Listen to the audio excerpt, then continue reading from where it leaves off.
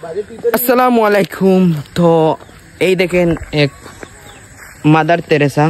আমরা এখন এসেছিলাম এই পাম বাগানে। তো এই পাম বাগান থেকে আমরা আবার বাসায় ফিরে যাচ্ছি।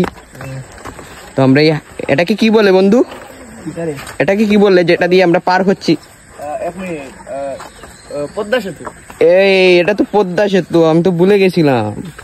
আয় হায়, তো আমরা এই পদ্মা সেতু এই জায়গা থেকে আমরা গেছিলাম। এটাকে বলে পাম বাগান, এটা পাম অয়েলের বাগান।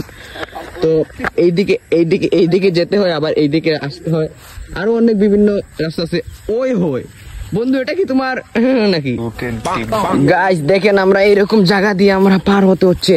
এরকম ট্রাভেল কি কখনো করেছেন? এটা আমাদের বাপ দাদা স্কুলে যাওয়ার যে ট্রাভেল, তার থেকেই অনেক কষ্টকর। দেখেন কি সুন্দর পরিবেশ গাইস। এরকম পরিবেশ পেতে আমাদের জাহানপুর এলাকাতে চলে আসবেন।